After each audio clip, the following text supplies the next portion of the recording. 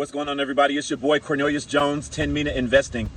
And when Ripple becomes a bank, it is going to single-handedly force every single bank to adopt XRP or die.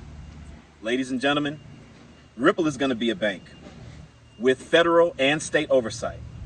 They will be the biggest bank in the world, and they will be the bank with the most competitive advantage when it comes to DeFi, all things distributed ledger technology. And you know what? The war on crypto is not over. Why? Because now the banks are coming against Ripple.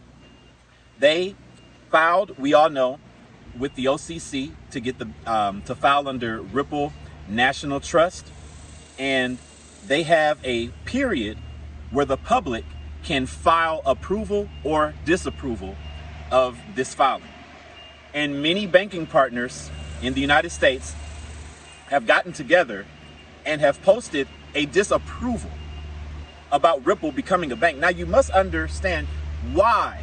Why would they do that? Why would these banks care about Ripple becoming a bank? Well, we're going to see very soon, and I'm sure you already know. The war on crypto is not over, people. We had the government try to come after Ripple. Gary Gensler, right? That part is over. But we still have some goons in Congress that are going to vote against the Clarity Act. But we should have enough to get it passed, so we're not too worried about that. But guess what? The big banks, who these Congress people and officials have been doing the dirty bidding for, now they're coming against Ripple. And so we have many different entities and groups who are in joint agreement with signatures on this document that was filed to basically tell the OCC why this should not be allowed. So we have the American Bankers Association. They represent over 2,000 banks of all sizes and manage about 23 trillion in assets. They co-signed a joint letter urging the OCC to delay decisions on Ripple's applications, citing insufficient transparency and policy risks. Really? Ripple being accused of insufficient transparency. Is that right? They have the Bank Policy Institute. Represents large banks like JP Morgan Chase, Bank of America, and Citigroup. Now, we know Bank of America is on board, but these are banking individuals that represent this cluster, okay? They have 45 members holding about 20 trillion in assets. They co-signed the joint letter emphasizing that crypto safekeeping isn't a true fiduciary activity and could depart from OCC precedents. Really?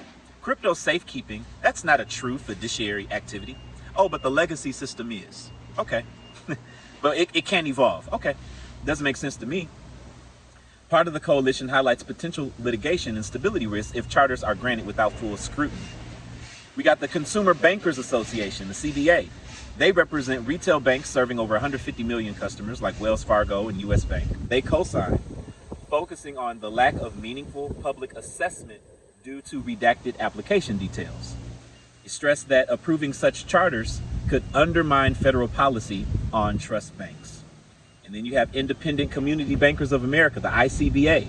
They represent 5,000 community banks with 6 trillion in assets.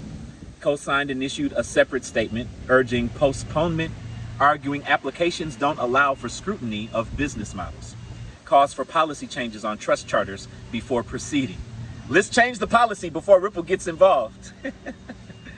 Views crypto charters as a fundamental departure.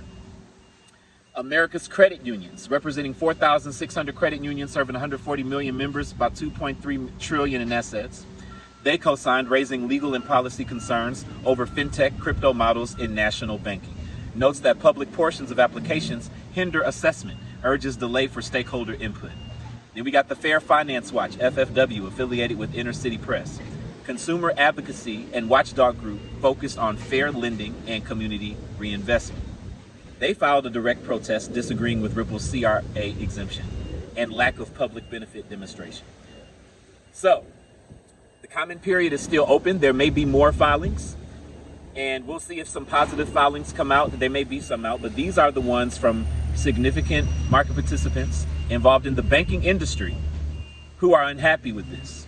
Now, you have to ask yourself, Whenever something is being argued and it's not, and you know it's not reasonable, and you know it's a lie, you know it's not true, you have to understand there are ulterior motives somewhere in the background. What are those motives? People, it's very obvious. If Ripple becomes a bank, the competitive advantage that they will have, given their stability in the DeFi space, given their dominance in the faster payments, DeFi space, everything digital for tokenization of assets, this new Web3, the Internet of Value, this entire shift, Ripple is dominant in. And they'll have the most money with the best assets to allocate, the best services to offer. They will take away customers, people. And ChatGPT confirmed it. It talks about a competitive advantage and market disruption, which is an obvious motive for these banks. Low-cost real-time cross-border payments via XRP and RLUSD could siphon customers from legacy banks reliant on slower systems like SWIFT. A charter would legitimize this, allowing Ripple to offer banking services with crypto efficiencies. Banks earn billions in fees from correspondent banking and FX. Ripple's model could cut fees by 90%, drawing tech-savvy customers and accelerating DeFi adoption. 90%. Ripple becoming a bank will cut the legacy system's profits, billions in profits, by 90%. That leaves them with about $100 million. That's crazy. That's crazy. Hundreds of millions of dollars when they're used to getting billions. Ladies and gentlemen, the war on crypto is not over. But thankfully, the people that are in control at the OCC are crypto friendly. So they're not going to fall for this. Ripple will become a bank supposedly within 120 days from their filing. That's 4 months. So 4 months from July. That takes us to August, September, October, November. Interesting.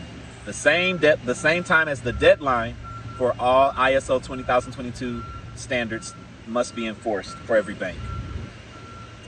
By November, we should have legislation, lawsuit ended, ETFs approved. Ripple becomes a bank? We'll be fully unleashed in utility season at that point, people. And once we get to utility, there is no cap to how high XRP can be at any given time. What matters is the amount of volume being issued onto the ledger. That's what matters. That's what matters. How much volume is going to be there for XRP when Ripple's a bank, which forces all the banks to adopt? How much value will be there? We're going to find out. We are already at all-time highs, according to people who are going with the 340. Apparently, it hit 384 one time in some foreign exchange over in China, and then people say that didn't count. Whatever. When we get to $4, maybe in a couple weeks, if the Clarity Act can pass pretty soon, ladies and gentlemen, I believe that XRP can be at $100 this year. I believe that it could be at $1,000 this year, baby, by Christmas. That could happen. That could happen, people. It could totally blow all of our minds. It can happen. We'll see what type of value, what type of adoption is going to be driven initially when we first get things kicked off this year. It took till 2025, but this is the year that full utility for XRP will be unleashed. The 6 perfect storm events will be complete outside of the Ripple IPO, which is not even necessary at this point. We don't even need that. We can replace the IPO with Ripple becoming a bank. How about that? Let's replace that as the world event, because that's going to be huge. All right, good people. For all of my Cryptex promoters, for all my right now money makers, we have a meeting tonight at 8:30 Central Time. Meeting will not be long, will not be longer than 30 minutes, but I have some very important information that I need to get out to everybody. So please be in attendance tonight, 8:30, Right Now Money meeting. The link to the Zoom meeting is in the description of this video, as it is open to the public, but make sure you have a crypto contract if you want to participate.